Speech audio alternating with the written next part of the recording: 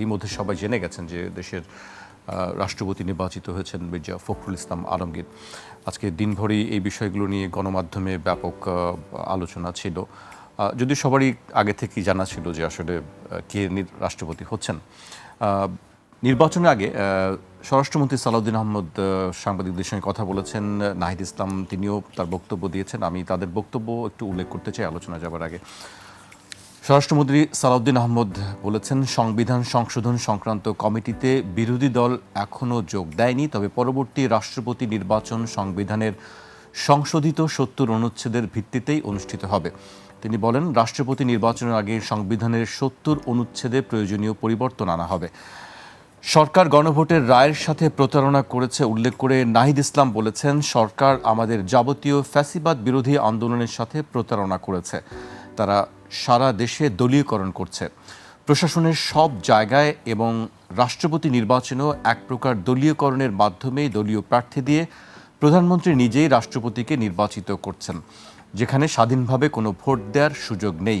তারা নিজেরাই বলে দিচ্ছে, ফলে তারা গণতন্ত্রের পক্ষে আছে বলে আমরা মনে করছি না।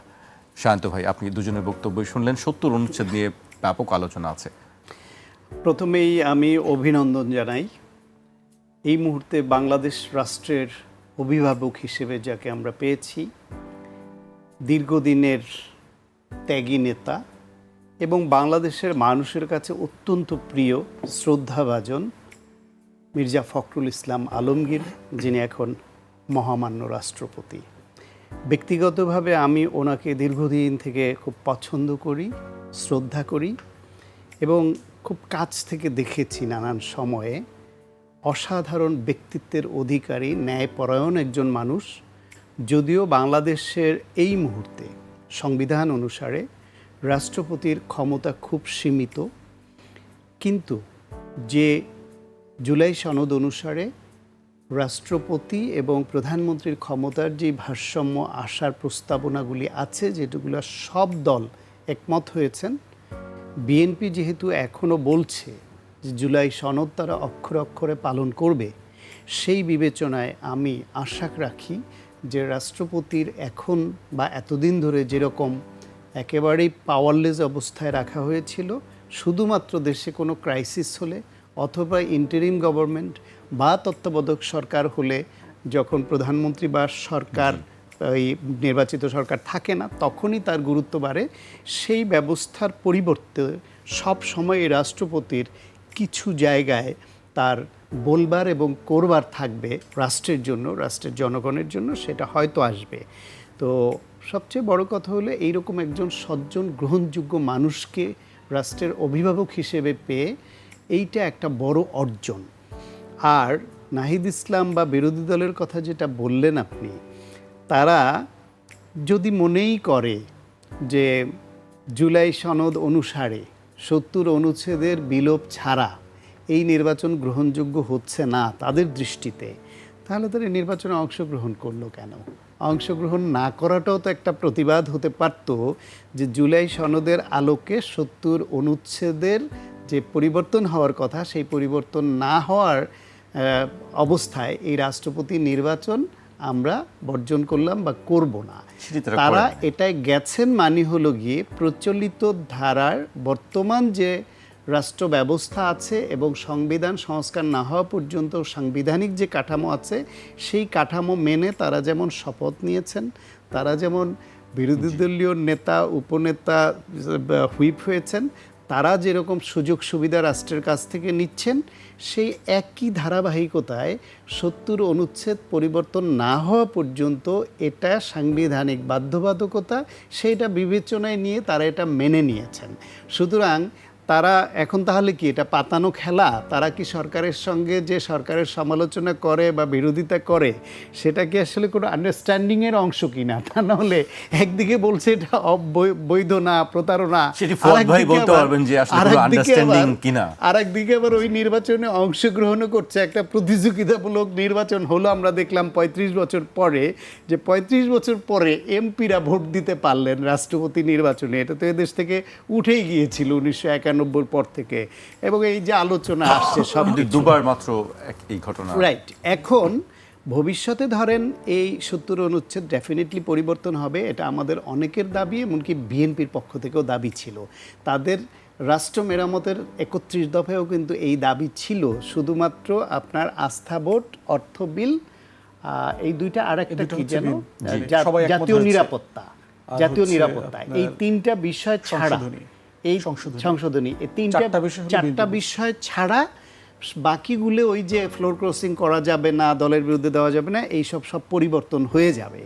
এবং আমি বিশ্বাস করি পরিবর্তন হবে, কারণ বিএনপিরই চাওয়া ছিল এটা, এবং বিএনপি অঙ্গীকার করেছে অনেক জায়গায়, রাষ্ট্র মেরামতের ৩১ দফা অঙ্গীকার করেছে, নির্বাচনী ইস্তেহারে অঙ্গীকার করেছে, তারা জুলাই সনদে যেগুলো একমত হয়েছে উইদাউট নোট অফ ডিসেন্ট, সেইখানেও এই চারটা বাদে বাকিগুলোতে একমত হয়েছে।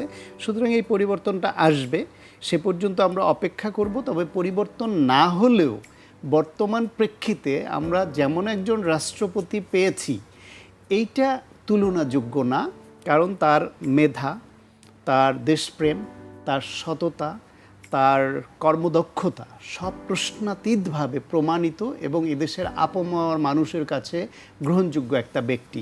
বাংলাদেশের সর্বোচ্চ জনপ্রিয় গ্রহণযোগ্য মানুষ ছিলেন দীর্ঘ অনেক বছর ধরে বেগম খালেদা জিয়া।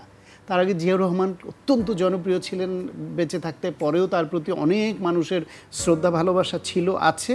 কিন্তু জীবিতদের মধ্যে গত ১৬ বছরে হাইয়েস্ট পপুলার কাউকে ধরলে আমরা ধরতাম যে বেগম খালেদা জিয়া। তরুণদের মধ্যে এবং বিএনপির মধ্যে খুব তুমুল জনপ্রিয়, বিরোধী দলে থাকে, ওই লন্ডনে থাকা অবস্থায়ও তারেক রহমান ছিলেন। কিন্তু among all the people of the country, দলবল নির্বিশেষে সেকেন্ড হাইয়েস্ট জনপ্রিয় লোক ছিলেন মির্জা ফখরুল ইসলাম আলমগীর।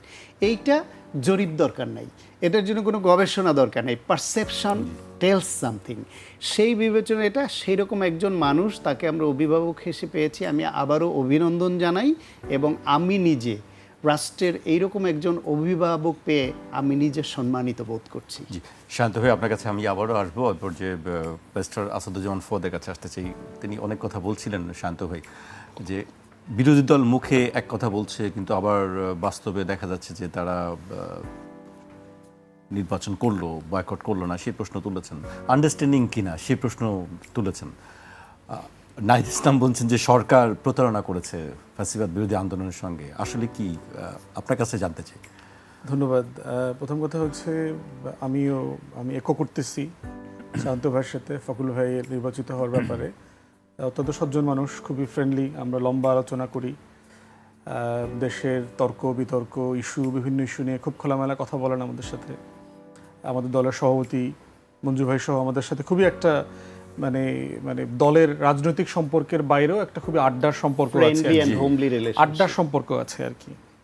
তো সার্টেনলি ফখরুল ভাইকে অভিনন্দন জানাচ্ছি। আর ভাই তো আর বলা যাবে না কদিন পরে, এখন পর্যন্ত শপথ হয়ে গেলে পরে মহামান্য হয়ে যাবেন আর কি। তো এইটার বাইরে হচ্ছে ইলেকটোরাল প্রসেস নিয়ে কিছু কথা বলি আর কি। প্রথম কথা হচ্ছে যে আর্টিকেল 48(1)-এ যে নির্বাচনের কথা বলা আছে, প্রেসিডেন্টের ব্যাপারে বলা আছে, সেটা বলা আছে যে শ্যাল বি ইলেক্টেড, নির্বাচিত হবে।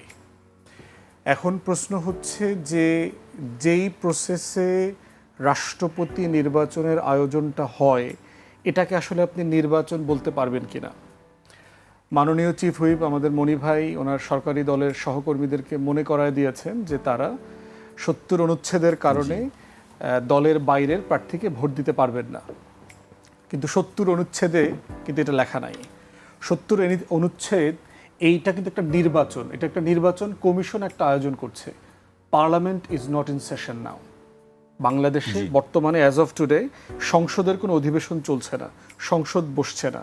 ভোটটা হচ্ছে সংসদের একটা বিল্ডিংয়ে, সংসদের পার্লামেন্টের ভিতরে না, যেখানে সেশন বসে। এবং এইটার পুরো চার্জটা হচ্ছে আপনার নির্বাচন কমিশনের। নির্বাচন কমিশন চাইলে এটা মানিক মে এভিনিউতে করতে পারতো, পল্টন ময়দানেও করতে পারতো, ইটিভির যদি বড় হলরুম থাকতো সেখানেও করতে পারতো, সায়ন্ত ভাইয়ের যদি বড় চেম্বার থাকতো সেখানেও করতে পারতো, যেখানে 450-500 লোক একসাথে বসতে পারবে। তাহলে এটা একটা নির্বাচন কমিশন করছে। প্রেসিডেন্সিয়াল অ্যাক্ট আছে 1991, তার অধীনে একটা নির্বাচন হচ্ছে। অতএব it has nothing to do with article 70 of the constitution. So মাননীয় চিফ হুইপ যেটা আমাদেরকে মনে করিয়ে দিলেন যে দলীয় লাইনে ভোট দিতে হবে হুইপিংয়ের জায়গা থেকে, এটা আমি একটা সংবিধান বিরোধী পজিশন মনে করি। সংসদ সদস্যরা চাইলে প্রার্থীদের ভিতর থেকে যে কাউকে ভোট দিতে পারবেন। This is the spirit written in article 48 of the constitution. তারপরে কথা হচ্ছে যে জুলাই সনদের ব্যাপারে দেখেন প্রতারণার অথবা 6 মাসের বিএনপির আমলনামা নিয়ে আমরা অনেক কথা বলেছি, প্রেস ব্রিফিং করেছি। প্রতারণা শব্দে আমি যাব না, বাট বিএনপি তো অনেক বরখেলাফ করেছে, সার্টেনলি ওয়াদার বরখেলাফ করেছে। এবং প্রেসিডেন্ট নির্বাচন তো 5 বছর পরে পরে একবার হবে। আমরা যদি সব কিছু নর্মাল ধরে নেই, তাহলে 5 বছরের ভিতরে রাষ্ট্রপতির সংস্কার ব্যাপারে যে কথা সংবিধান জুলাই সনদে বলে দেওয়া আছে, এটা তো আপনি চাইলেও প্র্যাকটিস করতে পারছেন না। তাহলে আপনি এক্সিস্টিং কাঠামোর ভিতরেই এই নির্বাচনটাকে আপনি প্রতিদ্বন্দ্বিতামূলক করতে পারতেন, কাঠামোগতভাবে ওপেন করতে পারতেন, আর্টিকেল 70-র ভয় না দেখায়ও করতে পারতেন। রেজাল্ট হয়তো বা খুব বেশি ডিফার করতো না, হয়তো ভোটের সংখ্যায় তারতম্য হতে পারতো, কিন্তু রেজাল্ট খুব বেশি ডিফার করতো না। তো সেই সব কিছু মিলায়ে আমার কাছে মনে হয়েছে যে এটা আসলে নির্বাচন বলাটা মুশকিল। কারণ আপনি যখন যাবেন, এটা হইলো ওই যে মানে সিসিপি স্টাইলে নির্বাচন হয়েছে আর কি, চাইনিজ কমিউনিস্ট পার্টি স্টাইলে আর কি। তারাও কিন্তু নির্বাচন করে, তারাও কিন্তু প্রচুর ভোটাভুটি করে বিভিন্ন বিষয়ে আর কি। এবং সেটার ভোটের আউটকামটা আপনি জানবেন। যে ভোটের আউটকাম আপনি জানেন সেটা আসলে ভোট না, বাস্তবতাটা ওইখানে হয়েছে আর কি। তো তারপরও আমরা বোধ করি যে তাহলে এখন প্রশ্ন হচ্ছে যে এটা জেনে শুনেই তো 11 দলীয় ঐক্য প্রার্থী দিয়েছে, প্রার্থী দেওয়ার মানেটা কি? প্রার্থী না দিলে যেটা হতো, এই যে আজকে তর্কগুলো হচ্ছে না, আলাপগুলো হচ্ছে বিভিন্ন ফোরামে, এই আলাপটাও হতো না যে আসলে প্রেসিডেন্ট নির্বাচনটা কেন গুরুত্বপূর্ণ। বিএনপির কিন্তু প্রেসিডেন্ট ভাগ্য ভালো না, রাশি। বিএনপির কিন্তু কিছু কিছু রাশি আছে, যেমন আমরা বলি মাননীয় প্রধানমন্ত্রীর বন্ধু রাশি ভালো না, বিএনপির প্রেসিডেন্ট রাশি ভালো না। অতএব সেই জায়গাতে ক্রিটিক্যাল টাইমে বিএনপির দেখেন হিস্টোরিক প্রেসিডেন্ট সাত্তার সাহেব ঠেকাইতে পারে না কোনো কিছু, এরশাদ কু করে ক্ষমতা নিয়ে গেছে। বাট বিএনপির প্রার্থী যদি ইয়াজউদ্দিন সাহেবকে ধরেন, ক্যাওটিক সিচুয়েশন তৈরি করেছে, বিএনপি 111-এর ভিকটিম হয়েছে, বি চৌধুরী সাহেবের সাথে এমন অবস্থা তৈরি হয়েছে তাকে ক্ষমতা ছেড়ে দিতে হয়েছে। তাহলে আব্দুর রহমান বিশ্বাস ছাড়া খুব ক্রিটিক্যাল টাইমে বিএনপিকে কোনো প্রেসিডেন্ট কিন্তু সাহায্য করতে পারে নাই। তিনি একমাত্র ব্যক্তি যিনি কু ঠেকাইছেন, শেখ হাসিনার কু, জেনারেল নাসিম যখন টেক ওভার করতে চাইছেন। এছাড়া অন্য কেউই তাকে ঠেকাইতে পারে নাই। তো সেই জায়গাতে আমরা বোধ করছি যে পলিটিক্যাল অ্যাপয়েন্টমেন্টটা এটা একটা ভালো ডিসিশন। যিনি রাজনীতির পোর খাওয়া মানুষ, তিনি আশা করছি এই ধরনের ক্যাওয়াস এবং ক্রিটিক্যাল জায়গা দেখবেন। আমাদের প্রত্যাশা হচ্ছে সাংবিধানিকভাবে যিনি অভিভাবকত্বের দায়িত্ব নিচ্ছেন তিনি আসলেই অভিভাবক হয়ে উঠবেন, দলীয় জায়গার উপরে উঠে। সমস্যা হচ্ছে উনি হয়তো এটা চাইবেনও, বিএনপি সরকার ওনাকে দেবেন কিনা। বি চৌধুরী সাহেবকে দেন নাই, কিন্তু বি চৌধুরী সাহেব অনেক কিছু করতে চেয়েছেন যে আমি সবার হয়ে উঠি। তো এবং দেখেন যে তিনি টুঙ্গিপাড়া শেখ মুজিবের কবর জিয়ারত করতে গেছেন, এগুলো নিয়ে দলের সাথে দ্বিমত হয়েছে। তো সেই জায়গাতে বর্তমান রাজনৈতিক পরিস্থিতিতে মাননীয় যিনি মহামান্য রাষ্ট্রপতি হচ্ছেন, তিনি এই জায়গাটাতে যদি যেতে পারেন তাহলে দেশের জন্য এটা ভালো হবে, কারণ ওনার আসলে আর জীবনে পাওয়ার কিছু নাই। দ্বিতীয়ত হচ্ছে আগের রাষ্ট্রপতিরা যেগুলো করেছেন অনেক কিছু ক্ষমতা, যেমন প্রেসিডেন্সিয়াল অ্যামনেস্টির ব্যাপারে রাষ্ট্রপতির ক্ষমতার যে অপব্যবহার করা হয়েছে। হাসিনা রাষ্ট্রপতি আপনার 20-22 বার খুনের আসামিদেরকে মাফ করে দিয়েছে। তো এই ধরনের কাজগুলোকে কন্টেইন করবার কথা জুলাই সনদে বলা আছে, আমরা একমত হয়েছি যে এটা একটা ফোরাম, একটা কাঠামোর মধ্যে নিয়ে আসা। প্রেসিডেন্ট যেন এই কাজগুলো করতে না পারেন, ইমার্জেন্সি ডিক্লেয়ার করা, তিনি যেহেতু আর্ম ফোর্সেসের কমান্ডার ইন চিফ, তার এই রেসপন্সিবিলিটিগুলো কীভাবে ডিসচার্জ করবেন ইন ন্যাশনাল ইন্টারেস্ট, সেগুলো নিয়ে তর্কটা হওয়া দরকার। এবং প্রার্থী না থাকলে যেটা হতো, এই আলাপটাই আজকে গণমাধ্যমে আসতো না, খুবই একজন প্রার্থী একজন হয়ে যাচ্ছে, খালি একটা নিউজ আইটেম হতো আর কি। তাই আমরা বোধ করি যে পক্ষে বিপক্ষে এই তর্কটা দেশের জন্য জরুরি। এবং 11 দলের মানে প্রার্থী জিতবেন না, তারপরও এই তর্কটা জাতির সামনে আসাটার জন্যই আমরা বোধ করেছি যে একজন প্রার্থী থাকা উচিত। এবং এমন একজন প্রার্থী যিনি বিএনপি রাজনীতি করেছেন, শহীদ জিয়ার সাথে রাজনীতি করেছেন, মোটা দাগে যার ব্যাপারে জাতীয়তাবাদীরা অথবা টোটাল ব্লক খুব বেশি অবজেকশন দিতে পারবে বলে আমরা মনে করি নাই আর কি। জি, আমি আপনার কাছে আবার আসবো, আমি শান্ত ভাইয়ের কাছে আসতে চাই। শান্ত ভাই, একটু এবার অন্য প্রসঙ্গে যেতে চাই। আর্থিক খাতের লুটপাট নিয়ে অনেক আলোচনা আছে। আমরা গতকালকেও একটি দেখলাম যে এস আলমের যে গ্রুপ বিদ্যুৎ উৎপাদনকারী প্রতিষ্ঠান এসএস পাওয়ার এক লিমিটেডের অনুকূলে বিশেষ ছাড় দিয়ে 32 লাখ মার্কিন ডলার ঋণ ছাড়ের অনুমোদন দিয়েছে বাংলাদেশ ব্যাংক। এই বিষয়টি নিয়ে অনেক দিন ধরে আলোচনা চলছে যে আনুকূল্য পাচ্ছে কি পাচ্ছে না, তাকে ফেভার করা হচ্ছে, আসলে কি তাই? এটা সমালোচনাযোগ্য এবং সমালোচনা হচ্ছে। তো রিয়ালিটি হচ্ছে মানে বিদ্যুৎ সেক্টর, গ্যাস সেক্টরে বাংলাদেশ এই মুহূর্তে একটা দুঃসহ বিপর্যয়ের মুখোমুখি আছে। এটা উত্তরণের জন্য নতুন করে কাউকে দায়িত্ব দিয়ে করার মতো মানে খুব দ্রুত পদক্ষেপ নেওয়ার মতো পরিস্থিতি বিবেচনায় নেওয়া কঠিন। দীর্ঘমেয়াদী হিসেবে সেটা নিতে হবে। ফলে অনেকের অনিচ্ছা সত্ত্বেও, সমালোচনা থাকা সত্ত্বেও হয়তো এটা করতে হয়েছে, এটুকুই আমার নিজের ধারণা আর কি এটা। আর যদি সেটা না করে তাদের দুর্নীতির ভাগিদার হয়ে কেউ প্রশ্রয় দিয়ে থাকে, সেটাও দুদিন আগে বা পরে এক্সপোজড হবে এবং সেটা দেশের মানুষ গ্রহণ করবে না। কারণ এখানে যারাই দুর্নীতি করে, যারাই এখানে দেশবিরোধী ভূমিকায় থাকে, দুদিন আগে বা পরে তারা জনগণ দ্বারা পরিত্যাজ্য হয় এবং তাদের মানুষ গ্রহণ করে না। আপাতত এ বিষয়ে এর বিস্তারিত বেশি কিছু আমার জানা নাই, এটুকুই বললাম। আরেকটি বিষয়ে নিশ্চয়ই আপনি সেই প্রশ্নগুলোর সম্মুখীন হন যে আসলে যারা আগে ছিল তাদেরকে ফেভার করছে কিনা বিএনপি বিভিন্ন ক্ষেত্রে বিভিন্ন জায়গায়, সেটাও কি ঠিক কিনা? না, সেটা যদি স্বচ্ছভাবে কেউ ব্যবসা করে, আগে তাদের বিরুদ্ধে টাকা পাচার, দুর্নীতি, প্রভাব বিস্তারের অভিযোগ নাই, এরকম কেউ থেকে থাকে, সেটা মাইক্রোস্কোপিক হবে। আওয়ামী লীগের আমলে প্রভাব বিস্তার করবে না আর তাদের অনুগত ব্যবসায়ী হবে, লোক হবে, এটা ভাবা মুশকিল। পুরো রাষ্ট্রটাই তারা তো দখলে নিয়ে গিয়েছিল। সেরকম একটা গণতান্ত্রিক দেশে দেশের প্রত্যেক নাগরিকের বৈধভাবে ব্যবসা করার অধিকার আছে, কিন্তু তারা যে অপরাধগুলি করেছে সেটা তো একটা বিচারের আওতায় আনা দরকার। অ্যাটলিস্ট সেটার একটা তদন্ত হওয়া দরকার যে আসলে অপরাধ কতখানি করেছে কি করেনি।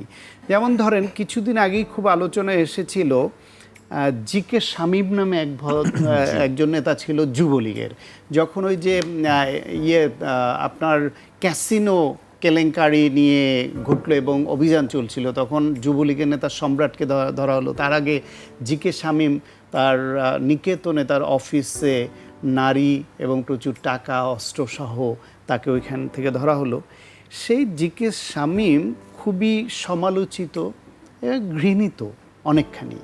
আমরা টকশোতে তার প্রচুর সমালোচনা করেছি, পত্রিকায় লিখেছি, সব করেছি, বিএনপির তরফ থেকে সমালোচনা হয়েছে। সেই জি.কে. শামীম আবার নতুন মোড়কে এসে এখন কোনো এক কালে সে যুবদল করত, এইটাকে সামনে এনে যদি উপস্থাপিত হয়, তাকে উপস্থাপন করা হয় এবং রেলের সমস্ত জায়গায় তার প্রতিষ্ঠানের বিজ্ঞাপন দিতে হবে, সেটার জন্য যদি মন্ত্রী সুপারিশ করেন, সেটা সমালোচনার যোগ্য বলেই সমালোচনা হয়েছে এবং সেটা কতদূর এগিয়েছে পরে আর জানি না, নাকি সেটা ওইখানে স্থগিত হয়েছে। সরকারের কিছু মন্ত্রীদের পরিবারের সদস্যরা, যারা বাবা যেই মন্ত্রণালয়ের দায়িত্ব, ওই মন্ত্রণালয় এমনকি অন্যান্য মন্ত্রণালয়ে যে টেন্ডার নিচ্ছেন সেটাও সমালোচনা হচ্ছে। যেমন পাশাপাশি আবার আওয়ামী লীগ আমলে আওয়ামী লীগের সুবিধাভোগী এবং নানান রকম অপরাধে যুক্ত ছিল বলে অভিযোগ আছে, তারাও নতুন করে এরকম ব্যবসায় নানানভাবে ফেরত আসছে। এই যে বিডি ক্লিন নাকি এরকম একটা প্রতিষ্ঠান ছিল, সেটার প্রতিষ্ঠাতা হলো ছাত্রলীগ এবং যুবলীগের নেতা ছিল, যে হলো ঢাকা উত্তরের মেয়রের পিএস ছিল, সে এখন আমেরিকায়, তার প্রতিষ্ঠান। সেই প্রতিষ্ঠানকে নিয়ে মিটিং করে প্রধানমন্ত্রী পর্যন্ত পৌঁছে যায় তাদের কাজ দেওয়ার জন্য। অথচ বিএনপির যদি ধরে নিলাম যে যুবদল, ছাত্রদল, স্বেচ্ছাসেবক দল, এরা তো ভলান্টারিলি কত ক্লিনলিনেস প্রোগ্রাম, পরিচ্ছন্নতা প্রোগ্রাম নিচ্ছে এবং বহু সময় নিয়েছে, বিভিন্ন প্রোগ্রামের পরে উইলিংলি করেছে, ভলান্টিয়ার হিসেবে তারা এসব কাজ করছে। তাদের মধ্য থেকে বাছাই করেও তো এরকম একটা প্রতিষ্ঠানই এতদিনে গড়ে ফেলা যেত। এখন সেই দিকে মনোযোগ না দিয়ে অথবা সরকারি পৃষ্ঠপোষকতা, গণঅভ্যুত্থানের পক্ষের শক্তির মধ্য থেকে এরকম সংগঠন এবং ফোর্স ইমার্জ করুক, সেটাকে নার্সিং না করে যদি আমরা রেডিমেড পেয়েছি এই বিবেচনায়, সেই আওয়ামী লীগ ফ্যাসিবাদ আমলের সুবিধাভোগী না, শুধু অন্যায়কারী এবং সেই সময় গণবিরোধী ভূমিকায় অবতীর্ণ হওয়া শক্তি, তারাই যদি এখন ওইভাবে আবার এম্পাওয়ার্ড হয়, প্রিভিলেজড হয়, এটা খুব দুঃখজনক। ফলে কোথাও কোথাও কোনো ব্যক্তির কারণে এগুলো হচ্ছে, এবং এই সরকারের ধরেন রাফলি 48 জন, আমরা যদি বলি যে 50 জন মন্ত্রিপরিষদের সদস্য আছে, তার মধ্যে 2-4 জনের কারণে এই সমালোচনাগুলো বেশি হচ্ছে, এবং 2-4 জনের ভূমিকার কারণে বাকি 46 জনের যে অর্জন সেটাকে খানিকটা ম্লান করে দিচ্ছে। প্রধানমন্ত্রীর যে অর্জন, আপনি দেখবেন IRI এর যে বাংলাদেশ সার্ভে 2026, সেখানে এককভাবে প্রধানমন্ত্রীর যে গ্রহণযোগ্যতা সেটা অনেক ঊর্ধ্বে, আর সরকারের অবস্থান তার অনেকখানি নিচে। গতকাল আরেকটা জরিপ এসেছে, সেই জরিপেও আপনার প্রধানমন্ত্রীর প্রতি যে গ্রহণযোগ্যতা শুধু বিএনপিতেই না, সাধারণ জনগণের মধ্যে না, বিরোধী দলের যে নাম উল্লেখ করে, যেহেতু টেলিফোনে নিয়েছে, ফলে পরিচয় উল্লেখ করে যে বলেছে সেভাবে জামায়াত ইসলাম এবং এনসিপি, এমনকি পতিত আওয়ামী লীগ, তাদের মধ্যেও 34% পক্ষে কথা বলছে যে ভালো করছে।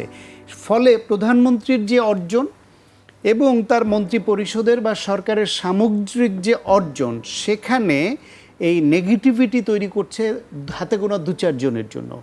সেই 2-4 জন যারা এইরকম পতিতদের কাছে টানছে অথবা তাদের পরিবার বিতর্কে জড়িয়ে যাচ্ছে, ইমেজ ক্ষুণ্ণ হচ্ছে, তাদের ব্যাপারে যদি সিদ্ধান্ত নেওয়া না হয়, যদি তাদের ব্যাপারে অভিযোগগুলি মিথ্যা হয়, তাহলে সেটাও সরকারের পক্ষ থেকে ডিফেন্ড করা উচিত, তথ্য প্রমাণ দিয়ে, যে এদের বিরুদ্ধে সংবাদ মাধ্যমে বা এই পারসেপশন দাঁড় করানো হচ্ছে, এটা পরিকল্পিতভাবে করা হচ্ছে, এই অভিযোগ আনা হচ্ছে, এই অভিযোগের আসল ঘটনা এই, সেটাও করা হচ্ছে না।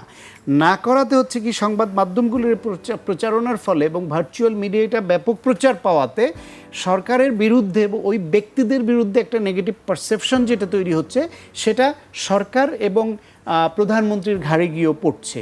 এই বিষয়ে আমি একটা উদাহরণ প্রায় আমি দেই, যে হাওয়া ভবন নিয়ে 111-এর সরকারের 2 বছর এবং শেখ হাসিনা 16.5 বছর খুবই মাইক্রোস্কোপিক্যালি ফাইন্ডিং করেছে, সার্চ করেছে যে কি দুর্নীতি পাওয়া যায় সেখানে।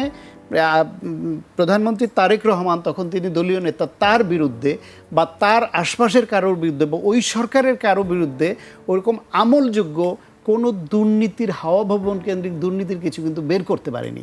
অথচ সেটাকে কেন্দ্র করে যে সংবাদ মাধ্যমগুলো জনমনে যে পারসেপশন তৈরি করেছিল, সেই পারসেপশনের খেসারত কিন্তু বিএনপিকে অনেক দিতে হয়েছে বছরের পর বছর। ফলে পারসেপশনটা খুব গুরুত্বের সঙ্গে নিতে হবে, যে যাদের বিরুদ্ধে নেগেটিভ পারসেপশন তৈরি হচ্ছে, কেন এই পারসেপশন হচ্ছে।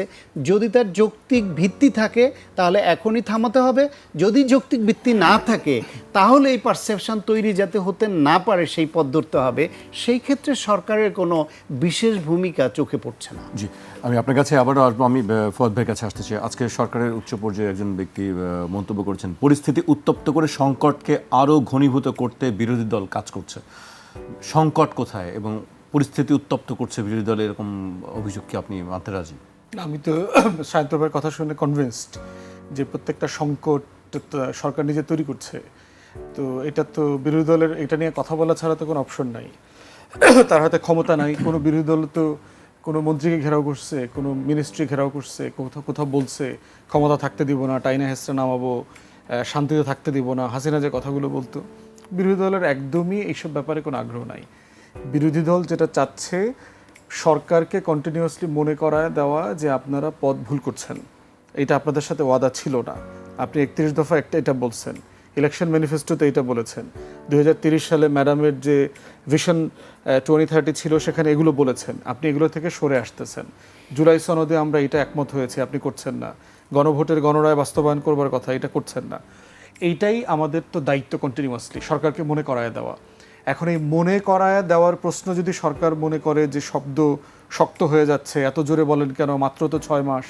অন্তর্বর্তীকালীন সরকারের সময় দেখেন তো প্রত্যেকটা সমস্যাতে বিএনপির নেতারা বলে নাই যে একটা নির্বাচিত সরকার আসলে আইন শৃঙ্খলার পরিস্থিতি সমাধান হয়ে যাবে, একটা নির্বাচিত সরকার আসলে এত আন্দোলন হবে না, একটা নির্বাচিত সরকার আসলে আপনার এই গুম খুন এগুলো থাকবে না, বিচার টিচার সব ঠিকঠাক মতো হবে, একটা নির্বাচিত সরকার আসলে এনবিআর আন্দোলন হবে না, ট্যাক্স ঠিক মতো উঠবে, অর্থনীতি ঠিক হয়ে যাবে। ইভেন যারা প্রসপেক্টিভ ইনভেস্টর ছিল তাদেরকে পর্যন্ত বিএনপি সরকার বলছে যে ওয়েট করেন, আপনারা পরে এসে করবেন, ইনভেস্ট করবেন নির্বাচিত সরকারের সময়, এখন করলে আমরা দায় নিতে পারবো না। তো কোথায়? নির্বাচিত সরকার তো আসছে, খুন খারাপি বন্ধ হয়েছে, বিচারের গতি বাড়ছে, অর্থনীতির অবস্থা ভালো হচ্ছে, কোনো কিছু ভালো হচ্ছে না। তো তাহলে প্রশ্ন হচ্ছে বিরোধী দলের দায়িত্ব তো এটা কন্টিনিউয়াসলি বলা। দেখেন সায়ন্ত ভাই ভদ্র মানুষ বলে এটা স্বীকার করেছেন এস আলমকে কাজ দেওয়ার ব্যাপারে। এস আলমকে একটা কোম্পানিতে কাজ দিচ্ছেন, যেই কোম্পানিটার 70% হচ্ছে তার শেয়ার, 30% একটা চাইনিজ কোম্পানি। বিকল্প কি চিন্তা করতে পারতেন? আপনি দুদকের অ্যাগেনস্টে অথবা তার তো অ্যাকাউন্ট, তার করাপশন দুর্নীতির মামলা মোকদ্দমা চলতেছে, অ্যাকাউন্ট ফ্রিজ করা আছে, তার কোম্পানিটাকে আপনি টেক ওভার করে সেট অফ করে দিতেন অ্যাগেনস্টে, তার করাপশনের মামলার অ্যাগেনস্টে করে চাইনিজ কোম্পানিটাকে বলতেন 2টা পাওয়ার প্ল্যান্ট চালানোর জন্য। সমস্যা কোথায়? বিকল্প আয়োজন আপনি করতেন। আমাদের এটা সত্য যে ইমিডিয়েটলি আমাদের এগুলোকে কাটপেস্ট জোড়াতালি দিয়ে অপারেট করা ছাড়া আমাদের এই মুহূর্তে অ্যাজ অফ টুডে কোনো অপশন নাই। কিন্তু আপনি এস আলমকে কেন ডেকে আনলেন? প্রশ্ন হচ্ছে এস আলমকে শুধু কি এখানে ডেকে আনেছেন? আপনি দুদকের পুরো লিডারশিপকে ফোর্সলি রিজাইন করতে বাধ্য করছেন। কেন? কারণ তারা এস আলমকে পুত পবিত্র চরিত্রের সার্টিফিকেট দিতে অস্বীকার করছেন। এবং তারা কারা? তারা কি জামাতুর লোক? যারা দুদকের চেয়ারম্যান ছিলেন, কমিশনার ছিলেন, বেগম জিয়ার সাথে কাজ করেছেন, বিশ্বস্ত জাতীয়তাবাদী মানুষ এবং অনেস্টি ইন্টেগ্রিটি বলা মানুষ, তাদেরকে সরায় দিয়েছেন কেন? কারণ তারা এস আলমকে পরিষ্কার পরিচ্ছন্নতা সার্টিফিকেট দিতে রাজি হয় নাই। এরপরে দেখেন এস আলমকে আপনি ব্যাংক রেজুলেশন আইন যেটা রাটিফাই করার কথা ছিল সেটা অবিকল রাটিফাই করলেন না, 18 খ ঢুকাইলেন। কেন? কারণ টোটাল যে মূলধন 30-35 হাজার কোটি টাকা বাংলাদেশ ব্যাংক দিবে 5টা ব্যাংকে, তার 7% 8% দিয়ে যে কেউ এটার মালিকানা ক্লেম করতে পারবে। তাহলে আপনি এস আলমকে আবার ঢোকার পথ দিচ্ছেন। ইসলামী ব্যাংকে নিয়ে দেখেন কয়েকটা মাস জুড়ে কি পরিমাণ দুষ্টামি সরকার করছে, আননেসেসারিলি করছে, কোনো প্রয়োজন ছিল না। দেশের ইতিহাসের সবচেয়ে সাকসেসফুল প্রাইভেট ব্যাংক তার এখন বাংলাদেশ ব্যাংক থেকে ধার করে চলতে হচ্ছে। সে কিন্তু অন্তর্বর্তীকালীন সরকারের মোটামুটি গুছায় চলে আসছিল, নিজে চলতে পারছিল, এমন একটা সমাজ তাকে আবার একটা লাথি দিলেন। সম্প্রতি দেখলাম ইসলামী ব্যাংকের যে মামলা করা হয়েছে ইসলামের অ্যাগেনস্টে, সরকার সেই মামলা উজ্জ করার ব্যবস্থা করছে, আইনজীবী বদলায় দিয়েছে। টোটাল কাঠামোগতভাবে যেন ইসলামের বিরুদ্ধে কেউ কথা বলবার মতো অবস্থায় না থাকে। মাননীয় স্বরাষ্ট্রমন্ত্রী ইসলামের গাড়িতে চড়ছেন, এটা তো খুব ছোট্ট একটা বিষয়। এরপরে দেখেন উনি অনেকগুলো এক্সাম্পল দিয়েছে সরকার কি খুব ভুল কাজগুলো করছে। আমাদের মাননীয় স্বরাষ্ট্রমন্ত্রীর ছেলে, তার একটা কোম্পানি আছে স্ট্যালিয়ন ক্যাপিটাল। এই কোম্পানিটা হয়েছে অন্তর্বর্তীকালীন সরকারের সময়। তার কাজের কোনো অভিজ্ঞতা নাই। দেখবেন যে এই ছেলেটা একটা বাচ্চা ছেলে, সে মাস্টারি করে কোথাও একটা প্রাইভেট ইউনিভার্সিটিতে, তাকে জোর করে ক্রিকেট বোর্ডের, বাবার দোয়া ক্রিকেট বোর্ডের কাউন্সিলর দিয়া সভাপতি বানাইছে, কিছু সদস্য বানাইছে। এখন এই ছেলেটা তার কোম্পানি 3.4 বিলিয়ন মানে 42,000 কোটি টাকার জাপানিজ কাজের, এখানে লোকাল পার্টনার তারা নেয়, লিয়াজো পার্টনার বলে আর কি, লিয়াজো পার্টনারের কাজ পেয়েছে। লিয়াজো পার্টনাররা 2 to 5% পর্যন্ত কমিশন পাবে মূল টাকার। 42,000 কোটি টাকার যদি 5% হয় কত টাকা আপনি চিন্তা করে দেখেন? 2,000 কোটি টাকা, আমি যদি হিসাব না ভুল করে থাকি আর কি। কিসের ভিত্তিতে পাইলেন? কি যোগ্যতা আছে তার? সে কোন কনস্ট্রাকশন করছে, ব্রিজ বানাইছে? তার ওয়েবসাইট ঘুরে দেখলাম কিচ্ছু নাই ওখানে। এবং সে নিজে এই কাজটার আলোচনা যখন অন্তর্বর্তীকালীন সরকারের সময় করছে, তখন সে ইনস্টাগ্রামে মেসেজ দিচ্ছে অন্তর্বর্তীকালীন সরকারকে, এগুলো ডিল করার দায়িত্ব আপনাদের না, এগুলো নির্বাচিত সরকার করবে, আপনাদের কাজ রুটিন ওয়ার্ক করা, এটা সেটা, এগুলো সে বলেছে। তখন আপনি এত হঠাৎ করে রুটিন ওয়ার্কটা বুঝলেন। তো নির্বাচিত সরকারের রুটিন ওয়ার্ক কি? বিদেশি ইনভেস্টার কোম্পানির সাথে বাবার পদের ক্ষমতা দিয়ে তারপরে হচ্ছে ওখানে লিয়াজো পার্টনার হওয়া, কমিশন ভোগ করবার জন্য, কিছুই করবো না কিন্তু 2-3 হাজার কোটি টাকার মালিক হব, যার আন্দোলনে সংগ্রামে কোনো রোল নাই। তাহলে এই কাজগুলো করে আওয়ামী নেপোকিটদের কি অবস্থা হয়েছে? আওয়ামী আমলে আমরা দেখছি না নেপোকিটদের কি হয়েছে? বিএনপির নেপোকিটদেরকে যে আপনি নামাইছেন বিভিন্ন জায়গায়, বিসিবি দখল করাইছেন, এখন ব্যবসা করাচ্ছেন। সায়ন্ত হয়তো মাত্র 2-3 জন 4 জনের কথা বলছে, এন্টায়ার ক্যাবিনেটের অধিকাংশ ফ্যামিলি এই 2 নম্বর কাজে অলরেডি জড়ায় গেছে, অধিকাংশ। এবং এগুলো আসবে আস্তে আস্তে, যেহেতু গণমাধ্যম এন্টায়ারলি এখন বিএনপির দখলে, আগের সেলফ সেন্সরশিপের আছে, কন্টিনিউশন চলতেছে, ভয়ে অনেক কিছু রিপোর্ট করছে না, সব কিছু মিলায় আমাদের দায়িত্ব হচ্ছে বিএনপিকে সতর্ক করা, কারণ আমরা চাই না এরকম একটা ক্রিটিক্যাল টাইমে সরকার ফেল করুক, কারণ দেশে বিদেশে অসংখ্য চ্যালেঞ্জ আমাদেরকে মোকাবেলা করতে হচ্ছে। এই চ্যালেঞ্জগুলো মোকাবেলা করবার সময় আপনি নতুন করে উটকো দুইটা ঝামেলা তৈরি করবার তো দরকার নাই। এরপর দুদকে যাকে চেয়ারম্যান করছেন দেখেন, তার স্বার্থের সংঘাত নিয়ে ইতিমধ্যে প্রশ্ন আসছে, তার ক্রেডিবিলিটি নিয়ে ইতিমধ্যে কোর্টে আগে থেকে কথা আছে। এমন একজন মানুষকে আপনি কেন চেয়ারম্যান করলেন? যেন এসালমকে এবং এরকম যারা আরও অলিগার করাপ্ট লোকদেরকে, ক্রিমিনালদেরকে আপনার পুত পবিত্রতার সার্টিফিকেট দিতে পারে? তো এই জায়গাগুলো প্রশ্ন করার দায়িত্ব তো আমাদের। জি, আমি বিরতিতে যেতে হবে, অনেকক্ষণ ধরে আমাকে বিরতির কথা বলছে, আমি সময় পাচ্ছি না। বিরতির পর আবারও ফিরছি আলোচনায়। একটা বিরতি নিচ্ছে, ফিরছি এখনই।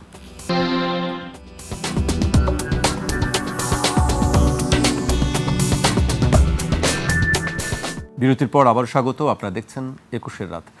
আমাদের সঙ্গে আছেন রাজনীতি বিশ্লেষক ডাক্তার সাখাওয়াত হোসেন সায়ন্ত এবং এবি পার্টির সাধারণ সম্পাদক ব্যারিস্টার আসাদুজ্জামান ফুয়াদ। আমি সায়ন্ত ভাইকে দিয়ে শুরু করতে চাই, কিন্তু তার আগে আমি অধ্যাপক দিলরাজ চৌধুরীর একটি বক্তব্য আছে, তিনি দুদিন আগেই বক্তব্যটি দিয়েছেন, আমি তার বক্তব্যটি উল্লেখ করতে চাই। তিনি বলেছেন, বিএনপি তাদের প্রতিশ্রুতি ও জুলাইয়ের আকাঙ্ক্ষা থেকে পিছিয়ে যাচ্ছে, ভূতের মতো পেছনের দিকে হাঁটছে। তারা কি ভূত হয়েছে না ভূতে ধরেছে? বিচার বিভাগ, মানবাধিকার কমিশন, গুম কমিশন ও পুলিশ কমিশনের মতো স্বাধীন প্রতিষ্ঠানগুলোকে নির্বাহী বিভাগের নিয়ন্ত্রণে নেওয়া উচিত নয়। আশা করি বিএনপি এই ভুল থেকে সরে এসে স্বাধীন প্রতিষ্ঠান ও জবাবদিহি নিশ্চিত করবে। শান্ত ভাই। দিলেরা ম্যাডাম একজন খাঁটি জাতীয়তাবাদী মানুষ এবং দীর্ঘদিন ধরে তিনি বিএনপির সঙ্গে কাজ করেছেন। বিএনপির একসময় আন্তর্জাতিক বিষয়ক কমিটিরও সদস্য ছিলেন। ব্যক্তিগতভাবে আমরা অনেকবার কথা বলেছি, বসেছি, জানি। চেয়ারপারসন অ্যাডভাইজার ছিলেন। এখন তিনি আজকে এই দলটি নিয়ে এই মন্তব্য করছেন। কেউ কেউ হয়তো মনে করতে পারেন তিনি বিএনপি বিমুখ হয়েছেন। কেন হয়েছেন? যদি তার এটা ভুল মন্তব্য হয়ে থাকে, বিএনপির নীতি নির্ধারকদের উচিত এটা খতিয়ে দেখা বা তার সঙ্গে মতামত নেওয়া, কথা বলা যে একজন রাষ্ট্রবিজ্ঞানী এবং তিনি বিএনপির ওয়েল উইশার, বাংলাদেশের ওয়েল উইশার, তিনি কেন এই মন্তব্য করছেন। তার কথায় কোনো ভুল থাকলে সেটাও তাকে কনভিন্স করা যে আমরা জুলাইয়ের আকাঙ্ক্ষা থেকে সরে যাইনি, আমরা এই পদ্ধতিতে কাজে আগাচ্ছি। কারণ আমি যদি মনে করি হ্যাঁ ম্যাডাম হয়তো বিএনপি তার সঙ্গে এখন যোগাযোগ রক্ষা করছে না, এটাও হতে পারে। সেটাও যদি হয়ে থাকে, সেটাও দুর্দিনের বন্ধুদের সঙ্গে সঠিক আচরণ নয়। কিন্তু এখন আবার তাকে অন্যরা ট্যাগও দেওয়ার চেষ্টা করছে যে তিনি অন্য ব্লকে চলে গেছেন। এটা অন্য ব্লকে, হ্যাঁ, যেতে চাইলে যাওয়ার স্বাধীনতা তার আছে, সেটা ওপেন করা ভালো। কিন্তু কেউ শুধু সরকারের সঙ্গে সুর না মিলালেই অন্য ট্যাগ দেওয়া, এটাও তো ভালো কথা না। অথবা বিরোধী দল বা কারোর সঙ্গে সমালোচনা করলে সে আবার এই পক্ষের। বাংলাদেশে এ হচ্ছে সমস্যা যে প্রত্যেককেই যখনই আপনি একটা পক্ষে বলবেন তখন তাদের বন্ধু দুদিন পরে তার একটা সমালোচনা করলেই আপনাকে অবধারিতভাবে অন্যদিকে ঠেলে দেয়। এইটা হচ্ছে একটা সমস্যা। কিন্তু আমার ব্যক্তিগত অবজারভেশন যেটা, বিএনপি জুলাইয়ের আকাঙ্ক্ষা থেকে দূরে সরে যায়নি। তাদের কিছু কিছু ক্ষেত্রে সতর্কতা অবলম্বন করছে এই জন্য যে জুলাইয়ের আকাঙ্ক্ষা মানে এই নয় যে অন্তর্বর্তীকালীন সরকারের সময় যেই সব বিধিবিধান এবং নীতিমালা করবার জন্য তারা উদ্গ্রীব ছিল এবং চাপিয়ে দেয়া হয়েছিল। বাংলাদেশের মতো তৃতীয় বিশ্বে চেক অ্যান্ড ব্যালেন্স রেখে যেভাবে রাষ্ট্র পরিচালনা করতে হয়, সেইখানে জুলাই সনদে বা সেখানে নোট অফ ডিসেন্ট যেখানে বিএনপির আছে, সেই সব বাদ দিয়ে যে প্রস্তাবনাগুলো আসছিল, ওগুলো হলে এই সরকারকে একদম হাত পা বেঁধে পানিতে ফেলে দিয়ে বলবে সাঁতার কাটো, এরকম অবস্থা। এবং বাংলাদেশের সরকার স্ট্যাবল হবে না যদি সব ক্ষেত্রেই ওই রকম মানে যেভাবে যেই প্রস্তাবনাগুলা ইন্টারিম গভর্নমেন্টের উপদেষ্টাদের পক্ষ থেকে যেগুলোকে মানে চাপিয়ে দেওয়া হয়েছিল সেগুলো হয়। কিন্তু ধরেন আপনি যেই জুলাই সনদের যেই বিষয়গুলোতে একমত হয়েছে বিএনপি, রাষ্ট্র মেরামতের ৩১ দফায় যে বিষয়গুলো বিএনপি নিজেই উত্থাপন করেছে, তারা করবে বলে অঙ্গীকার করেছে, তাদের যে ইস্তেহারে যেগুলো অঙ্গীকার করেছে সেইগুলির মধ্যে ইতিমধ্যে অনেকগুলোতে তারা কাজ করেছে। কিছু জায়গায় তারা মানে একটু ভেবে চিন্তে সিদ্ধান্ত নেবে বলে সেইভাবে এগোচ্ছে। এই সংবিধান সংশোধনের জন্য তারা বিশেষ কমিটি করেছে এবং সেই কমিটি এবং স্বরাষ্ট্রমন্ত্রী তো সংবিধান নিয়ে বিএনপির মধ্যে সবচেয়ে বেশি কথা বলছেন এবং আইনমন্ত্রী, এই দুজনে বা সরকারের যে কোনো পর্যায় থেকে কথা বললে এখনও তারা বলছেন, অঙ্গীকার করছেন যে জুলাই সনদের তাদের যে অঙ্গীকার তার প্রতিটা জিনিস তারা বাস্তবায়ন করবেন এবং তার লক্ষণও ইতিমধ্যে যে দেখা যায়নি এমন নয়। আপনি দেখেন এই সরকারের মাত্র এই যে 180 দিন অতিবাহিত হলো দুদিন আগে, এর মধ্যে সরকারের তাৎক্ষণিক স্বস্তি দেওয়ার যে বিষয়টা সেইখানে কোথাও কোথাও তাদের ঘাটতি আছে, বিদ্যুৎ নিয়ে, তেল নিয়ে, গ্যাস নিয়ে, দ্রব্যমূল্য নিয়ে ক্ষেত্র বিশেষে তাদের ঘাটতি আছে এবং এটা নিয়ে তারা চেষ্টা করছে এবং দুঃখ প্রকাশ করছে। কিন্তু আপনি প্রধানমন্ত্রীর রাষ্ট্র পরিচালনার নীতিগত যে পরিবর্তনটা ঘটে গেছে, যে রাষ্ট্রের অপচয় কমানো, সরকারের অপচয় কমানো, জনগণের সম্পদের অপচয় কমানো, জনগণকে কটাক্ষ করে তুচ্ছ-তাচ্ছিল্য করে কথা না বলা, বিরোধী রাজনৈতিক নেতাদের বা দলকে কটাক্ষ করে বা অপদস্থ করে অপমানসূচক শব্দ চয়ন না করা, জেনারেসিটি দেখানো, বিদেশে বহর গিয়ে যে রাষ্ট্রের অপচয় হয় বিভিন্ন উছিলায় সেগুলা বন্ধ করা, পাশাপাশি আপনি ফ্যামিলি কার্ড ধরেন, কৃষক কার্ড ধরেন, হেলথ কার্ড ধরেন, তারপর হচ্ছে গিয়ে যে খাল খনন কর্মসূচি শুরু করা ধরেন, সৌর বিদ্যুতের দিকে মনোযোগ দিয়ে বিনিয়োগ বাড়ানো এবং জাতীয় গ্রিডে যোগ করার দিকে এগিয়ে যাওয়া বলেন, এরকম অসংখ্য ভালো ভালো উদাহরণ তারা সেট করেছে, যেটা সিগনেচার প্রোগ্রাম। আর দীর্ঘমেয়াদী প্রোগ্রামের মধ্যে নীতিমালায় অনেক গুরুত্বপূর্ণ পরিবর্তন এনেছে। এমনকি আমি নিজে গুম কমিশন বাদ দেওয়ায় যে সমালোচনাটা করেছিলাম, সেইখানে তারা ইতিমধ্যে গুম প্রতিরোধ ও বিচার বিষয়ক একটা আইন তারা মন্ত্রিপরিষদে পাশ করেছেন। সেটা নিয়ে কিছুটা সমালোচনা বিরোধী দলের পক্ষ থেকে বিভিন্ন ক্ষেত্রে আছে, যে তদন্তভার পুলিশের হাতে আছে কেন, এটার একটা চেক অ্যান্ড ব্যালেন্স দরকার।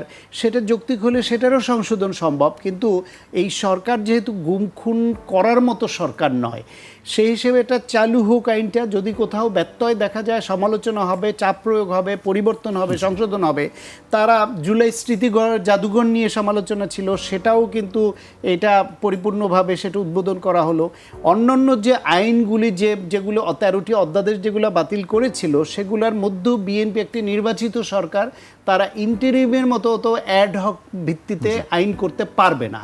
তাদেরকে রাষ্ট্রের বিভিন্ন স্টেক হোল্ডারের মতামত নিয়ে রাজনৈতিকভাবে আইন বিবেচনায় নিতে হবে এবং সেইখানে ভালো হতো যদি বিশেষ কমিটিতে বিরোধী দল সদস্য দিত। আপনি যে পরিশোধ করতে চেয়েছিলেন, সংস্কার বাস্তবায়ন পরিষদ, সেখানে 300 আসনের মধ্যে তো 2/3 বিএনপি হতো। সেটাকে আপনি ছোট করে আনেন, রেশিও অনুসারে 15 সদস্যের কমিটি হলে সেখানে সেই রেশিও অনুসারে আপনি 5টা পাচ্ছেন, আপনি 5টা গিয়ে ওখানে ফাইট দেন, লজিক্যালি সেটা তুলে ধরেন। এবং যেহেতু তারা বলছে অক্ষরে অক্ষরে জুলাই সনদ পালন করবে, সেটা যদি না করে সেখানে আপনারা সেটা এক্সপোজ করেন জনগণের কাছে। আর একটা বিষয় হলো সময়ও দিতে হবে। একটা কর্মযজ্ঞ নিয়ে সরকারকে 23 লক্ষ কোটি টাকার ঋণ কাঁধে নিয়ে সরকার পরিচালনা আসতে হয়েছে। দেশটার সাংবিধানিক প্রতিষ্ঠানগুলো ধ্বংস করা হয়েছে, মানুষের মরালিটি ধ্বংস করা হয়েছে, অর্থনৈতিকভাবে পঙ্গু করে দেওয়া হয়েছে। সেই রকম একটা সমস্যা সংকুল দেশ, যেখানে একদিকে আপনার বাজেট দিতে চাইলে আর একদিকে শর্ট পড়ে। ফলে এদের সমন্বিতভাবে তাৎক্ষণিক স্বস্তি এবং দীর্ঘমেয়াদী উন্নয়ন, এই পরিকল্পনা নিয়ে সরকারকে এগিয়ে যেতে হবে এবং কোথাও কোথাও ঘাটতি থাকলে সেটা স্বীকার করতে হবে, জনগণের সহানুভূতি চাইতে হবে, সমর্থন চাইতে হবে। সেই দিকটায় কোথাও সরকারের ঘাটতি থাকলে সেটা হয়তো ভেবে দেখবে। অবশ্যই আমি শাহিদের কাছে আসবো আবারও। আমি ব্যারিস্টার আসাদুজ্জামান ফওয়াদের কাছে আসতে চাই। ফওয়াদ ভাই, আজকে আপনাদের একটি প্রোগ্রাম ছিল, ওষুধের বিষয়ে গত বেশ কয়েকদিন ধরে আপনারা কথা বলছেন, কি আসলে বিষয়টি? সরকার আপনার গত 3 তারিখে অন্তর্বর্তীকালীন সরকারের 2টো অধ্যাদেশ ওষুধ কেন্দ্রিক, এটা তারা বাতিল করে দিয়েছে। একটা হচ্ছে যে এসেনশিয়াল ড্রাগসের ব্যাপারে, মানে অত্যাবশ্যকীয় ওষুধের তালিকা, এবং আরেকটা হচ্ছে মূল্য নির্ধারণ। এই 2টা বিষয়ে 2টা পরিপত্র ছিল অন্তর্বর্তীকালীন সরকারের, যেটা বাতিল করে দিয়েছে খুবই একটা টেকনিক্যাল কারণে, যেটা ওষুধ এবং কসমেটিক্স আইন যেটা 2023 আছে, ওটাতে বলা আছে একটা উপদেষ্টা পরিষদের পরামর্শ নিতে হবে। যখন এই কাজটা করেছে অন্তর্বর্তীকালীন সরকার, তখন উপদেষ্টা পরিষদ ছিল না। তো উপদেষ্টা পরিষদ যদি না থাকে, তার পরামর্শ নেবার কোনো দায় তো আইনগতভাবে তৈরি হয় না। ওই আইনে 30 ধারাতে সরকারের এই এম্পাওয়ার করা আছে, এটা করবেন। এবং দুঃখজনক জায়গাটা কোথায় দেখেন, এই পুরো কাজটা যে জনগণের ক্রয় ক্ষমতার মধ্যে সীমার ভিতরে গরিব মানুষের কথা বিবেচনা করে এই কাজটা করা, এটা WHO করে। আমার সায়ন্ত ভাই প্রফেশনাল মানুষ, উনি জানবেন। WHO নিজস্ব 400+ ওষুধের একটা এসেনশিয়াল ড্রাগসের তালিকা আছে। এইটার প্রথম কাজ বাংলাদেশে শুরু করেন শহীদ প্রেসিডেন্ট জিয়াউর রহমান 79 সালে। তখন তার যে স্বাস্থ্যমন্ত্রী ছিল কর্নেল MM হক, ওনাকে দিয়ে একটা খসড়া প্রস্তাব করেন, বাট প্রেসিডেন্ট শহীদ হয়ে যাওয়ার কারণে কাজটা শেষ হয় নাই। 82 সালে গিয়ে এই কাজটা সম্পূর্ণ হয়। ডাক্তার জাফরুল্লাহ চৌধুরী খুবই প্রমিনেন্ট রোল প্লে করেন, প্রফেসর নুরুল ইসলাম সাহেব এবং এরশাদও এটাকে খুব সাপোর্ট করেছেন। এবং আমাদের ওষুধ কোম্পানির টোটাল বিজনেসটা কিন্তু বিদেশিদের হাতে ছিল তখন। 70-80 দশকে 8টা বড় বিদেশি কোম্পানি ছিল যারাই আমাদের ওষুধের মার্কেট নিয়ন্ত্রণ করত। তখন সরকার দেখেছে 70-80 দশকে যে 4000-এর উপরে ওষুধ নিবন্ধিত আছে। সরকারের কমিটি ফাইন্ড আউট করলো যে এর ভিতরে আপনার 1700+ ওষুধ অকেজ, ক্ষতিকর, কার্যকর না, প্রয়োজন নাই এরকম, কিন্তু মার্কেটে চলতেছে, বিক্রি করছে। ওই যে আমাদের সায়ন্ত ভাই মাফ করবেন, ডাক্তার সাহেবদেরকে একটু চা রুটির টাকা পয়সা দিয়ে টিয়ে ওনাদেরকে কমিশন কিছু বকরা দিয়ে ওনাদের লিখে টিখে দেয় এগুলো। তো এগুলো চিহ্নিত করা হয়েছে, বাতিল করা হলো এবং 56-57টা জেনেরিক ওষুধের তালিকা করা হয়েছে। এটাকে দ্বিতীয় বিএনপির সরকার 94-তে এসে তারা একটা প্রজ্ঞাপন জারি করে 117টা ওষুধের, যে এটা এসেনশিয়াল ড্রাগস এবং একটা মিনিমাম প্রাইস সরকার ঠিক করে দেবে, এর বেশি বাইরে দামে বিক্রি করা যাবে না। এইটা যেহেতু 32 বছর আগের, এইটা সায়ন্ত ভাই বুঝবেন যে টেকনিক্যাল কারণেই অন্তর্বর্তীকালীন সরকার দেখেছে যে এই 17টা ওষুধের 30-32টা ছাড়া বাকিটা প্রায় অকার্যকর হয়ে গেছে। কারণ নতুন জেনারিক আসে, মানে আমি তো টেকনিক্যাল ভাষা এত সুন্দর করে বলতে পারবো না, নতুন আসে, জেনারিক নতুন ওষুধ আসে, কাছাকাছি ভালো মেডিসিন আসছে, ওগুলো নাই এখন আর। সো আপনার এই সিস্টেমটা তো আপডেট করতে হবে, কার্যকর করতে হবে আর কি। তো সেই কাজটা খুবই সাহসিকতার সাথে অন্তর্বর্তীকালীন সরকার করেছে, যে অত্যাবশ্যকীয় ওষুধের একটা তালিকা যেটা 297 এবং তার মূল্যটা সরকার নিয়ন্ত্রণ করে দেবে, এবং যেটা সবচেয়ে ভালো ফার্স্ট লাইনার্স বলে ওইটাই প্রেসক্রিপশন করতে বাধ্য থাকবে ডাক্তাররা। তাহলে পুরো জিনিসটা করা হয়েছে আমার গরিব মানুষগুলোকে সামনে রেখে। বিএনপি সরকারের নেতৃত্বে এই কাজগুলো শুরু হয়েছিল, তারাই এই কাজগুলোকে এগিয়ে নিয়ে গেছে। কিন্তু এটা খুবই দুঃখজনক যে বিএনপি সবার আগে বাংলাদেশ, এবি পার্টির স্লোগান ছিল কিন্তু এটা, বাই দ্য ওয়ে, এটাকে নিয়ে তারা এখন মার্কেটিং করছেন। এই কাজটাতে সেটা মনে হয়নি। কারা এটাকে ওয়েলকাম করেছে দেখেন, শিল্প মালিক সমিতি, এবং তার নেতৃত্বে কারা আছেন, এই সরকারের ভাই ব্রাদাররা, মন্ত্রীদের ভাই ব্রাদাররা আছেন, সায়ন্ত ভাই সবাইকে চেনেন আর কি। তাহলে এইটা কাজ করবার মধ্য দিয়ে সরকার পরিষ্কারভাবে জনগণের বিপক্ষে অবস্থান নিয়েছেন, এবং এটা কোনোভাবে গ্রহণযোগ্য হতে পারে না। আমাদের যে লড়াই কালেকটিভ, সরকারের ওষুধ মালিক সমিতি যেটা সরকারের সাথে নেগোশিয়েট করা দরকার, সেইটা হচ্ছে এলডিসি যদি হয়। এলডিসি এই যে হাসিনা যেটা শুরু করে দিয়েছে, আমাদেরকে জোর করে মিথ্যা ডাটার উপরে ভর করায়া মধ্যম আয়ের দেশ বানাবে, তখন এই ওষুধের কোম্পানিগুলোর কিন্তু ভারতের ওষুধ বেচতে হবে, চীনের ওষুধ বেচতে হবে। কারণ তিনি এই যে generic medicine lower development country হওয়ার কারণে আপনাকে তো পেটেন্ট দিতে হয় না। এর মানে হচ্ছে যে আমি আমেরিকাতে উৎপাদিত অথবা আবিষ্কৃত একটা ওষুধ গরিব দেশ হওয়ার কারণে নকল করে বানাইতে পারবো, এটার আইনি ব্যাখ্যাটা হলো তাই আর কি। এবং আমাদের অধিকাংশ ওষুধ অলমোস্ট এন্টায়ারলি হচ্ছে ইউরোপিয়ান পশ্চিমা দেশের পেটেন্ট করা। তা আপনি যখনই এলডিসি গ্র্যাজুয়েশন হয়ে যাবে, আপনি সস্তায় ওষুধ বানাইতে পারবেন না। ইকুয়ালি র ম্যাটেরিয়ালসের নিয়ন্ত্রণ আপনার কাছে নাই, ভারতের কাছে, চায়নার কাছে, ইউরোপের কাছে। সো আপনার টোটাল মার্কেট সেক্টর ফল করবে।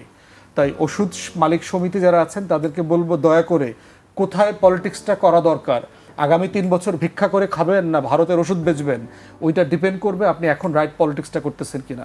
জনগণের বিপক্ষে দাঁড়ায় না, রাইট জায়গাতে পলিটিক্সটা করেন, আপনার ব্যবসা করবার, লাভ করবার সুযোগ আছে। কারণ যারা মানে মূল্য যারা ঠিক করবেন, তারা তো মালিক পক্ষের সাথে কথা না বলে ঠিক করবেন না, শুধু প্রফিট মার্জিন তারা কমাবেন। আপনি হিসাব করে দেবেন যে আমার র ম্যাটেরিয়াল আনতে এত টাকা খরচ হয়েছে, ম্যানেজমেন্ট কস্ট এত, প্লাস হচ্ছে আমার এত পরিমাণ লাভ করতে হবে। তো এইটা আমরা চাই যে সরকার এই ভুল সিদ্ধান্ত থেকে ফিরে আসুক, জনগণের পক্ষে দাঁড়াক। একেবারে শেষের দিকে চলে এসেছি। আমি সায়ন্ত ভাইকে একটু অন্য প্রসঙ্গে কথা বলতে চাই। আজকে সেনাপ্রধান কথা বলেছেন, রোহিঙ্গা ইস্যু নিয়ে কথা বলেছেন। তিনি সরাসরি বলেছেন যে দেশের পরিবেশ এবং অর্থনীতির উপরে ব্যাপক একটি চাপ সৃষ্টি করছে এবং মাদক যে বিস্তার ঘটছে সেটার পিছনে এই গোষ্ঠী দায়ী আছে। এবং আমরা দেখেছি যে গতকালকেই দেখেছি সংবাদ মাধ্যমে বিভিন্ন জায়গায় বিজিবি থেকেও কিছু ভিডিও, আরাকান আর্মির হাতে বন্দী ছিলেন 24 জন জেলে, তাদেরকে বিজিবি উদ্ধার করে এনেছে এবং তাদের যে বক্তব্য আমরা শুনেছি সেটি খুব ভালো কোনো বক্তব্য নয়। আপনার কাছে কি মনে হয় আসলে এই যে সংকটটা আসলে কিভাবে সমাধান করা যায়? খুব সংক্ষেপে, যদিও অনেক বড় একটি ইস্যু। না, বড় ইস্যু, এটা নিয়ে অনেক আলোচনা হচ্ছে। এটা আমাদের একটা জাতীয় সংকট, সেটা আমরা জানি। সেনাপ্রধান যেটা বলেছেন সেটাও অমূলক নয়। এদের মাধ্যমে অপরাধ প্রবণতা, মাদক, নানান বিষয়ে আমরা ঝুঁকির মধ্যে আছি, এটা সবই আমরা জানি। এদের ফেরত পাঠাতে হবে, আঞ্চলিক এবং আন্তর্জাতিক নানান রকমের সহায়তা লাগবে। ইতিমধ্যে মিয়ানমার 3,09,000-কে তাদের নাগরিক বলে তারা স্বীকারও করেছে। বাকিরা কেন না, নয়? বাকিরা নয়, যাই হোক, এতদিন তো পুরাই অস্বীকার করছিল, এটা স্বীকার করতে বাধ্য হয়েছে। আমার ধারণা ভবিষ্যতে বাংলাদেশ যদি সঠিক পররাষ্ট্র নীতি অনুসরণ করে আন্তর্জাতিক বন্ধুদের মাধ্যমে এইটা প্রেশার অব্যাহত রাখে, আলোচনা অব্যাহত রাখে, তারা ওইটাও করবে।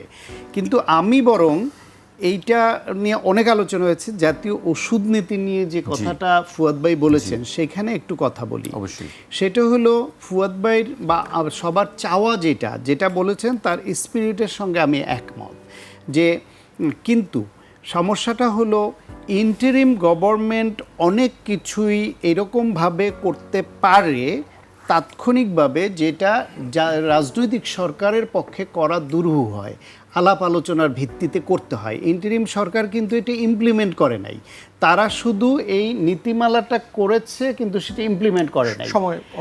সময় না, আমি বলি আপনাকে ফ্যাক্টটা। যখন প্রফেসর ডক্টর সাইদুর রহমান এটার বিশেষ সহকারী হিসেবে এটা উদ্যোগ নিয়েছেন, তিনি ফার্মেসির লোক এবং ওষুধ সম্পর্কে বোঝেন, তিনি এটা করেছেন এবং এটা করার সময় তখনই এটা নিয়ে ব্যাপক রিয়াকশন হয়েছিল ওষুধ প্রস্তুতকারক কোম্পানিগুলোর মালিকদের মধ্যে।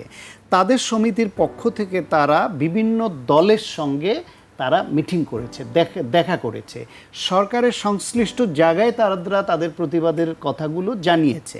তখন এই রাজনৈতিক দলগুলো শুধু বিএনপি না, অন্য দলের সঙ্গে দেখা করেছে, আপনাদের সঙ্গে করেছে কিনা জানি না, আমি ব্যক্তিগতভাবে জানি।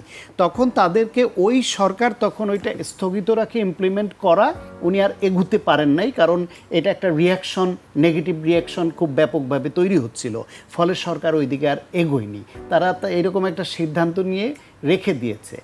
রাজনৈতিক সরকারের প্রতিশ্রুতি বা সিদ্ধান্ত ছিল যার তারা নির্বাচিত হলে তারা এটা বিবেচনা করে দেখবে, উভয় পক্ষের কথা শুনবে। ওষুধ মালিক সমিতির ওদের বক্তব্য ছিল তাদের সঙ্গে কোনো রকম আলোচনা করেনি সরকার, তাদের সঙ্গে বসেনি, তাদের বক্তব্যটাও জানা দরকার ছিল।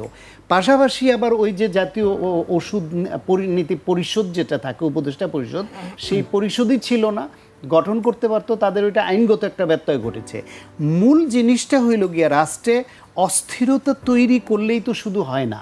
আজকে ধরেন আপনি আমার যে অটো রিক্সা বা এই যে ব্যাটারি চালিত রিক্সা অবৈধভাবে হচ্ছে না, এইটা নিয়ে ইন্টারিম সরকার বাতিল করার একটা সিদ্ধান্ত নিয়ে একটা বিপাকে পড়লো, তারা আন্দোলন করলো, তারপর আবার দাদার্সে ছেড়ে দিল, সংখ্যা বাড়তেছে, এই সরকারও বিপাকে আছে। এখন হুট করে যদি আজকে নিষিদ্ধ, এটা অবৈধ বলে এদের বাদ দিয়ে দেয়, আপনি আন্দোলন, অ্যানার্কি, নানান রকম সমস্যা পারবেন।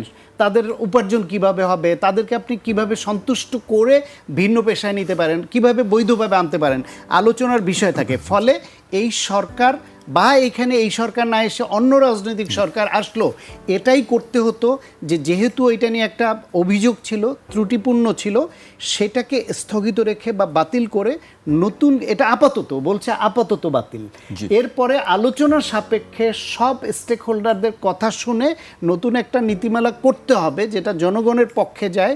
এবং 2004 সালের সেটা তো এখন চলতেই পারে না, 1994 সালে সেটা তো চলতেই পারে না। ফুয়াদ ভাই যে কথাগুলো বলেছেন এগুলো সবগুলোতে আমি একমত, কিন্তু যে প্রক্রিয়াগতভাবে স্টেক হোল্ডারদের সঙ্গে আলোচনার ভিত্তিতে সব পক্ষ লক্ষ্যকে নিয়েই এগোতে হয়। আপনি শুধু যে সব ওষুধ কোম্পানিকে খেপিয়ে তুলেও তো আপনি এটা ইমপ্লিমেন্ট করে আপনি নতুন একটা meeting হয়েছে, সংকট তৈরি দফায় করেন। দফায় না, meeting হয়েছে। তাদের বক্তব্য হচ্ছে আলোচনা করেনি, তাদের মতামত নেয়নি। তখন সংবাদ মাধ্যমে এটা প্রচুর এসেছে এবং সংবাদ মাধ্যমের যারা হেল্প বিট করেন, গুরুত্বপূর্ণ ব্যক্তি যারা এটার সঙ্গে ছিলেন, তারা বলেছেন যে এরকমও বলেছেন আমাকে, দেখেন বিএনপি মহাসচিবের সঙ্গে ওনারা দেখা করলেন এবং মহাসচিব একটা বিবৃতি দিয়ে দিলেন যে এটা আলোচনা না করে ঠিক হয়নি করা। একেবারে ফলে শেষ সমালোচনা করতে হবে, ছিল। জি। এখন আমি মনে করি গুম কমিশন নিয়ে একটু আগে বলছিলাম, ওইটা নিয়ে সমালোচনা ছিল, বাতিল করেছে বলে যাচাই বাছাই করে করেছে। এই ওষুধ নীতি এবং অত্যাবশ্যকীয় ওষুধের যে মূল্য নির্ধারণ, এইটাও সরকারকে এই ওষুধ উৎপাদনকারী এদের সঙ্গে আলোচনায় করে তাদেরকে বুঝিয়ে যৌক্তিক পর্যায়ে এনে জনগণের পক্ষে সবাইকে দাঁড়াতে হবে। জি, শান্ত ভাই, আমি শেষ করব। আমি ব্যারিস্টার আসাদুজ্জামান ফুয়াদকে দিয়ে শেষ করতে চাই। মিয়ানমার সরকার যে বিবৃতিটা দিয়েছে সম্প্রতি, যে তারা 3 লাখ এর বেশি যে নিয়ে যাবে, এই বিবৃতির কারণে কি আসলে এই পরিস্থিতি কি সামনে আরো সংকটময় অবস্থায় পড়বে কি বলে মনে করেন আপনি? প্রশ্ন হচ্ছে যে এই ধরনের কথাবার্তা আকপিচ করা তো মিয়ানমার সরকার অনেকবার করেছে, কিন্তু খুব বেশি লাভ হয় নাই। হ্যাঁ, আমরা 40,000 নিব, তারা লোক পাঠাইছে, তালিকা করেছে, 1 লাখ নিব, তো 2 লাখ নেওয়ার প্রতিশ্রুতি দিয়েছে। এই ধরনের পিং পং গেম আসলে মিয়ানমার বহুবার করেছে। নীতিগতভাবে আমি মনে করি যে সরকারকে শহীদ জিয়াউর রহমানের অফেন্সিভ মেজারমেন্টে যাইতে হবে কোনো না কোনো ফর্মে। ডিপ্লোম্যাটিক যে ভদ্রতা দিয়ে মিয়ানমারকে ডিল করবার চেষ্টা করা হচ্ছে, এটা খুব ওয়ার্ক করতেছে না। এখানে এমন একটা জায়গাতে আসতে হবে যে মিয়ানমার নিতে বাধ্য হবে। এরকম জায়গাতে না আসলে পরে আপনার খুব বেশি লাভ হচ্ছে বলে আমি মনে করি না। এবং সেনাপ্রধান যেটা বলেছেন যে মানে এত ছোট ক্যানভাসে দেখার সুযোগ নাই, এটা ন্যাশনাল সিকিউরিটি থ্রেট, আসলে জাতীয় নিরাপত্তা হুমকি হয়ে গেছে। এই বিশাল জনগোষ্ঠী আপনি আসলে দীর্ঘ মেয়াদে এক জায়গাতে রেখে, যার কাজ নাই, লেখাপড়া নাই, পেশা নাই, আয় রুজি নাই, এরকম একটা বাস্তবতায় তাকে আপনি আসলে রাখতে পারবেন না। আরাকান আর্মি কি বলছে, তারা কি চায় আসলে? আমাদের জেলেদেরকে কিছুদিন পর পরই তারা ধরে নিয়ে যায়, বলা হচ্ছে তারা বাংলাদেশ সরকারের সিরিয়াস ঘাটতি আছে এখানে। আপনি দেখেন যে মিয়ানমারের অবৈধ জেলেদেরকেও তো বাংলাদেশ ধরে, ধরার পর কিভাবে ফেরত দেয়, কোনো এক্সচেঞ্জ হয় কিনা। মিয়ানমারেতে মানে আপনার প্রিজনার হিসাবে কিন্তু হাজার হাজার বাংলাদেশি জেলেরা আছেন, কিন্তু আপনি যখন রিটার্ন করেন, আপনার মনে আছে কিনা অন্তর্বর্তীকালীন সরকারের সময় দেখেছি যে আরাকান আর্মির অ্যাটাক থেকে বাঁচার জন্য হাজার হাজার মিয়ানমার সরকারি কর্মকর্তা, চেকপোস্টের লোক, আয়করের লোক, ট্যাক্সের লোক, পুলিশের লোক বাংলাদেশে ফিরে আসছিল। নৌকা ভরে ভরে, জাহাজ ভরে ভরে বারবার ফেরত দেওয়া হয়েছে। কাউকে জিজ্ঞাসাবাদ করেছেন what's going on in the country? আপনি এদেরকে জিজ্ঞাসাবাদ করবেন না, তথ্য নেবার চেষ্টা করবেন না, আপনি এটার সাথে বন্দি বিনিময় করবেন না যে আমি হাজার হাজার লোককে ফেরত দিচ্ছি, আমার যারা 5,000 আছে, 6,000 আছে, তুমি আমাদের সবাইকে ফেরত দিতে হবে। কোনো কিছু করেছে? কোনো কিছু করে নাই। তাহলে বাংলাদেশের এই যে নেগোশিয়েট করবার ঘাটতি আমরা সব জায়গায় দেখতে পাচ্ছি, সেটা বিনিয়োগে হোক, সেটা রোহিঙ্গাতে হোক, পানির ব্যাপারে হোক, আন্তর্জাতিক চুক্তি করবার ব্যাপারে হোক, ট্রেডে হোক। তো এই জায়গাতে আমি বোধ করি যে ন্যাশনাল সিকিউরিটি কনসার্নের জায়গা থেকে এইটাকে কালেকটিভলি মোটা ক্যানভাসে, বড় ক্যানভাসে দেখা দরকার।